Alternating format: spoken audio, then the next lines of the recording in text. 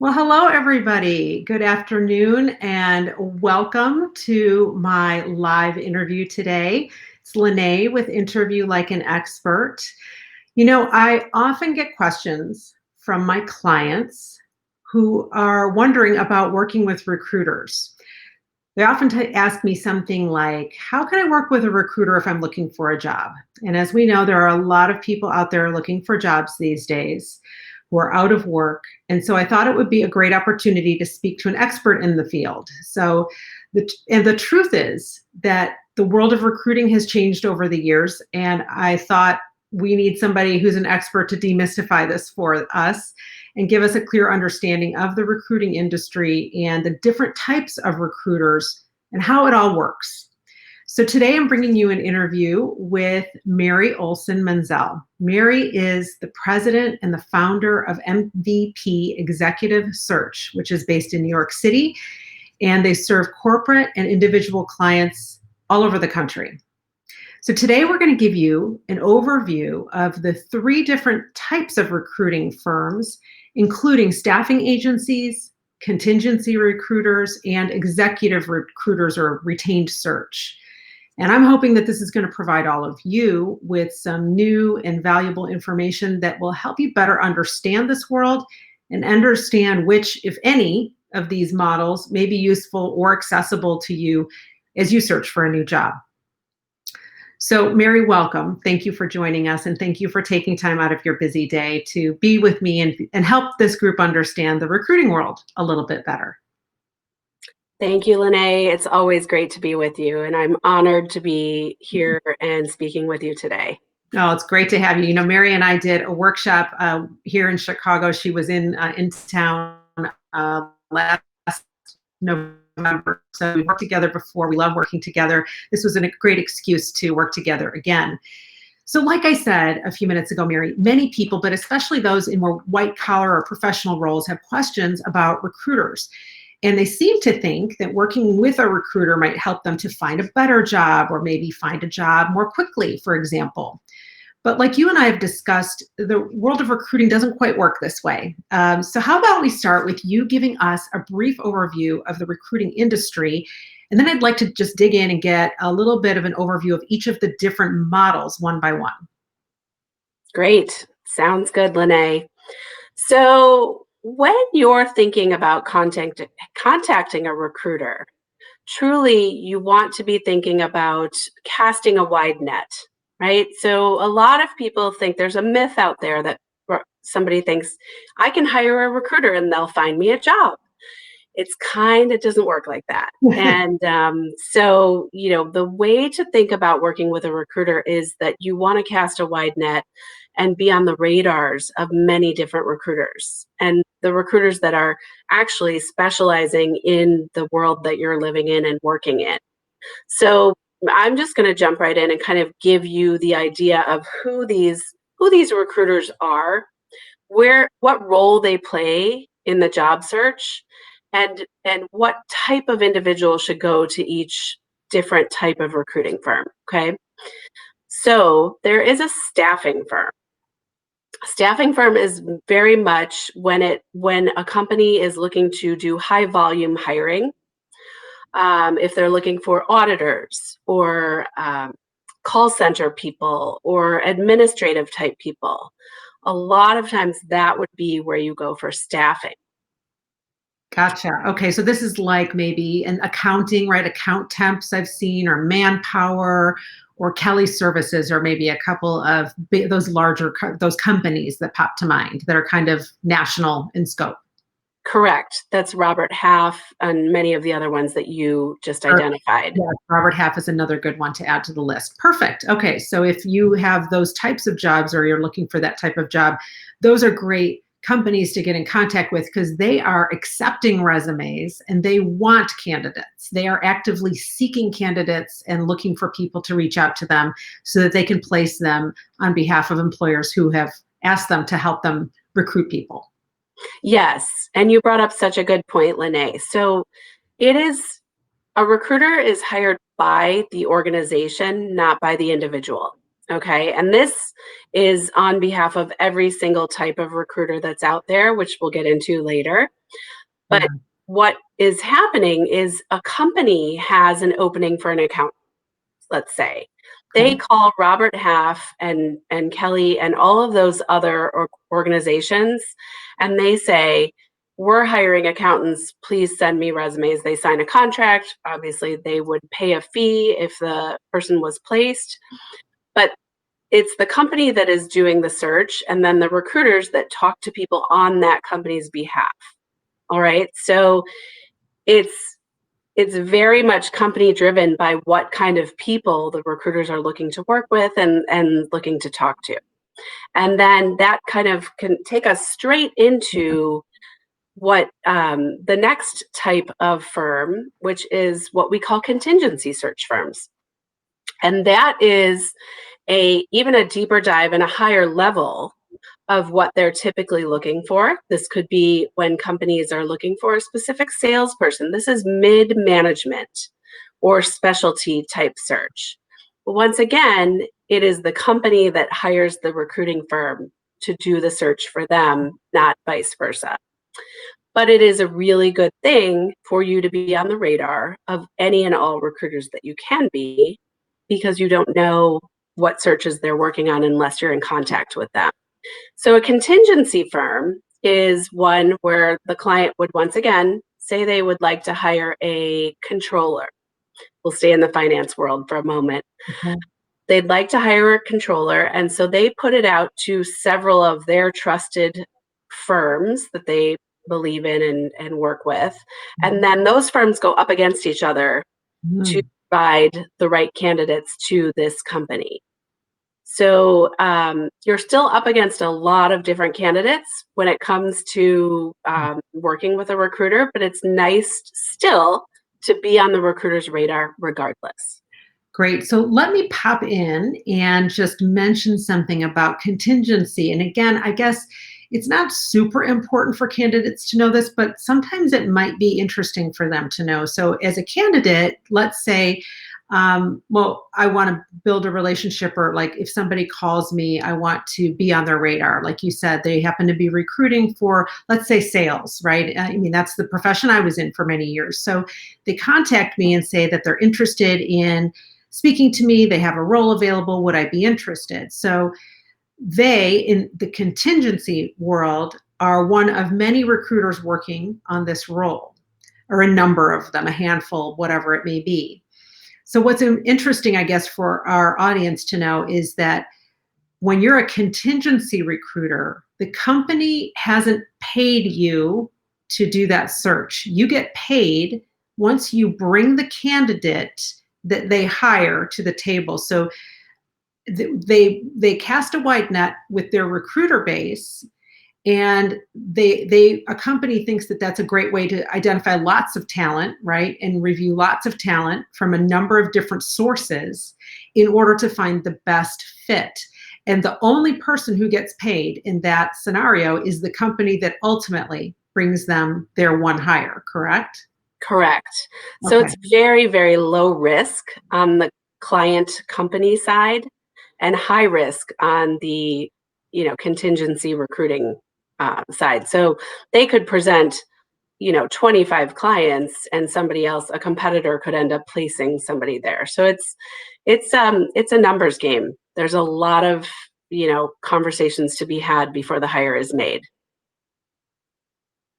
Right. So I think this is where they feel like they don't understand the recruiting process, because they're like, this person talked to me, but then I never heard from them again. And it's because they may be a contingency recruiter. They may be somebody who's just evaluating talent very quickly and trying to move on to the next. If they speak to you or me and they say, she's got this, but she doesn't have that, I'm on my way. That's it. They're not spending more time with you, because that initial phone call is their opportunity to kind of assess, do I want to present you? Are you potentially somebody who's going to get hired and make me money?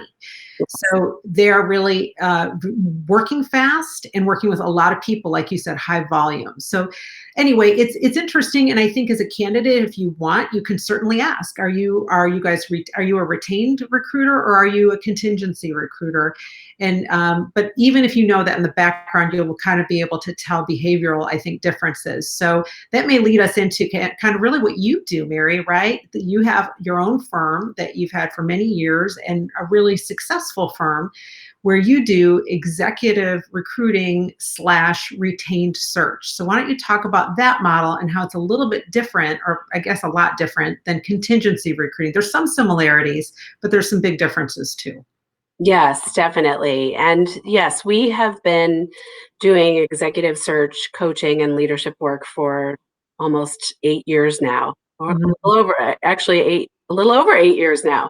Yeah. And, the model for a retained executive search firm is very, very different in that when a client hires us, they hire us exclusively.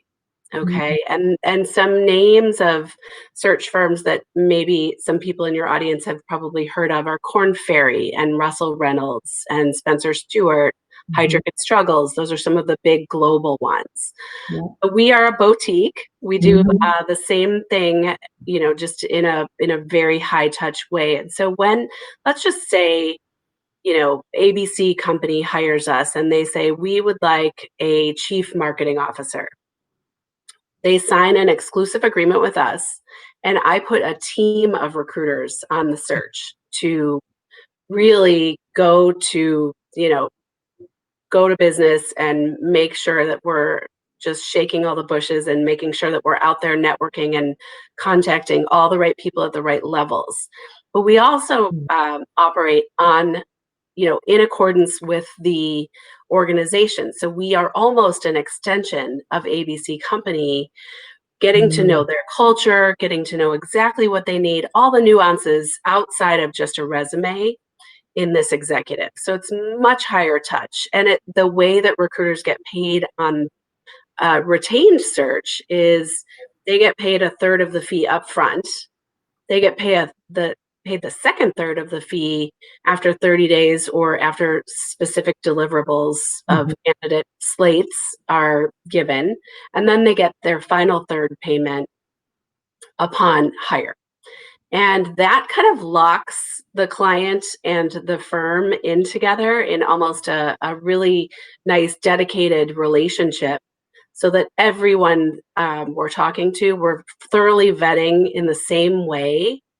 And you know that even if it's an internal candidates get thrown into the mix to get vetted in the same way. So everybody's on an even playing field talking to the same people before a decision is made for an organization. So hopefully that helps people understand a little bit more too.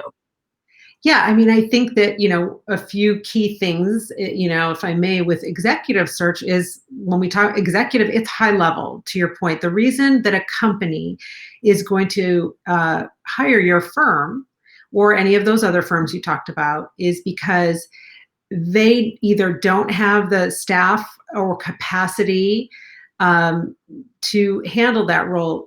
High level, C-level roles, executive leadership roles, they're a more nuanced role to hire for, and you need a different skill set. And if you have recruiters on staff, but most of their time is spent, let's say, hiring salespeople or mid-level managers, it's a different process with those high-level executives. So I just want people to understand the reason that a company is investing with somebody like Mary's firm is because she's offering a specialty service that their company just may not need every day. They need it when they have executive openings. So, and again, for most of us, even myself, the highest level I ever worked at was a director level, and I barely talked to recruiters. I mean, I feel like, if I'm not mistaken, this is like VP, maybe even executive VP and up, and C level for sure. So these are high level executive roles for the most part. I'm sure there's some exceptions maybe you could share. I would guess that also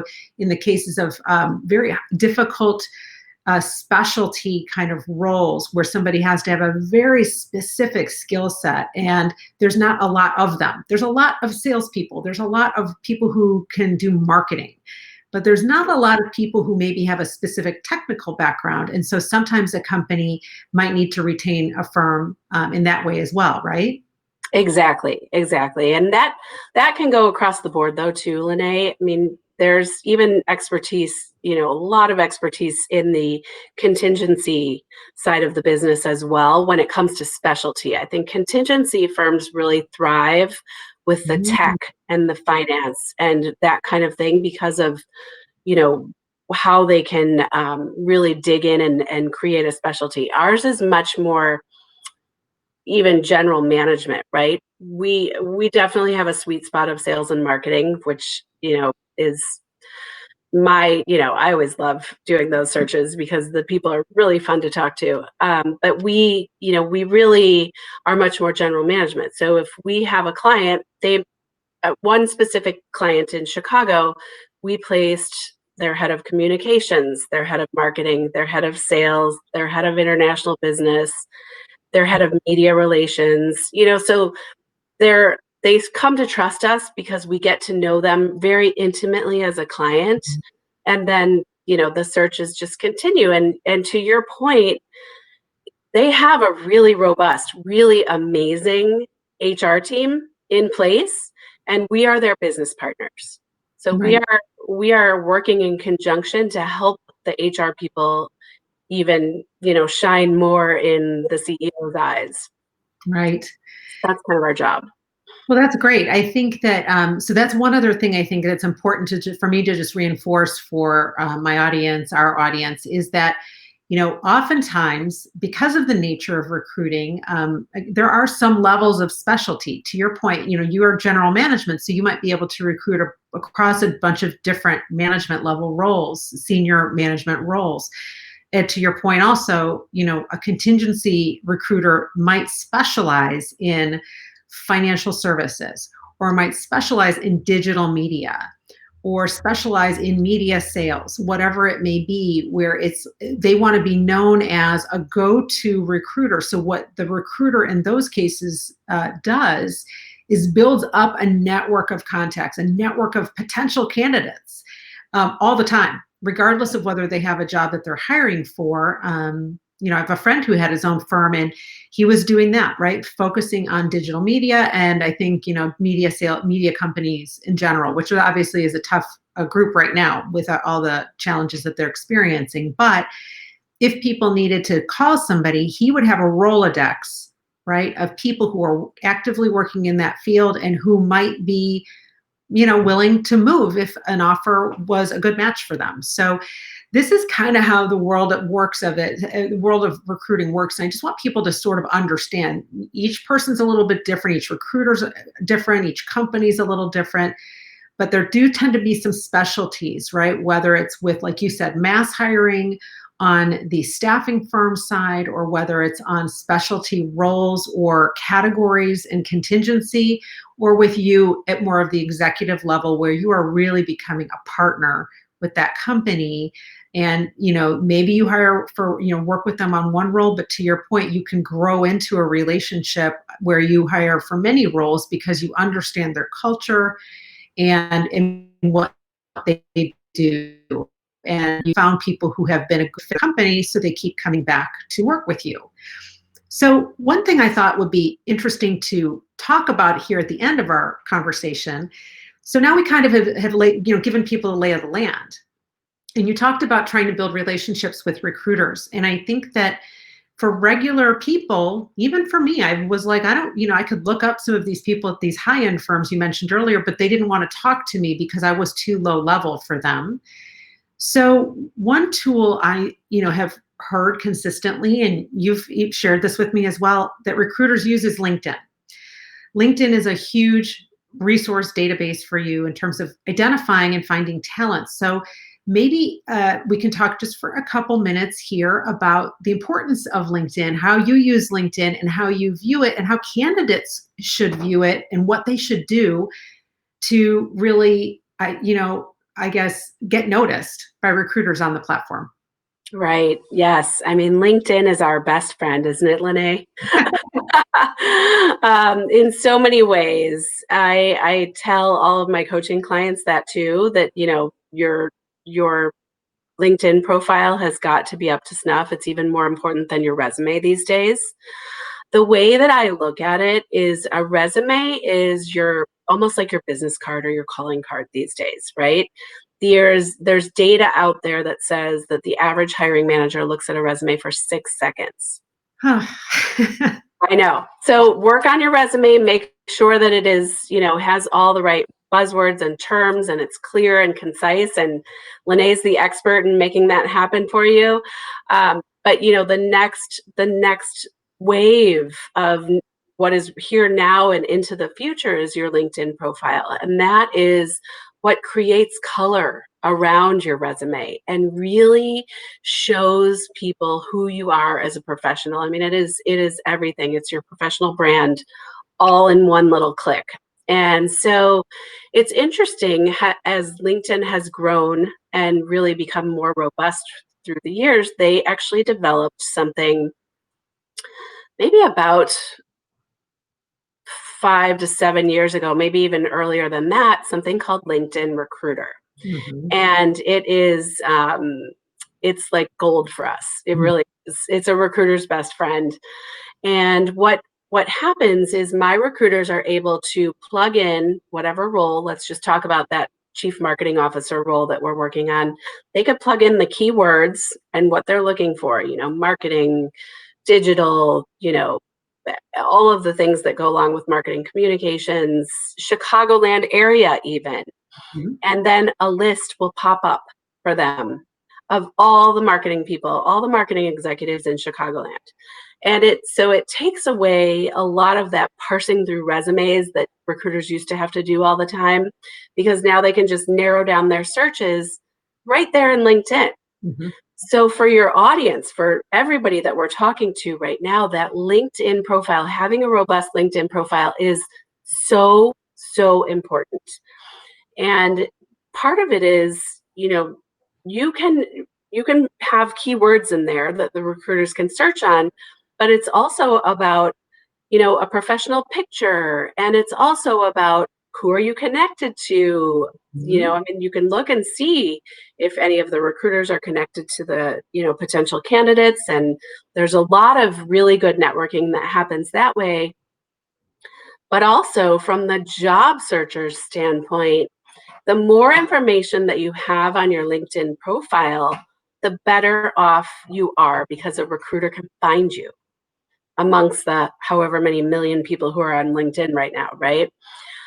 It is also a Exactly. really, really good tool for a job searcher to start following the companies that they're interested in talking to, so that they're Mhm. up on news feeds and they're up on all of this. I mean, this is stuff that, Lene tells everybody about all the time. But it's really, really, I'm just here to reiterate that it is the most powerful tool right now that recruiters use.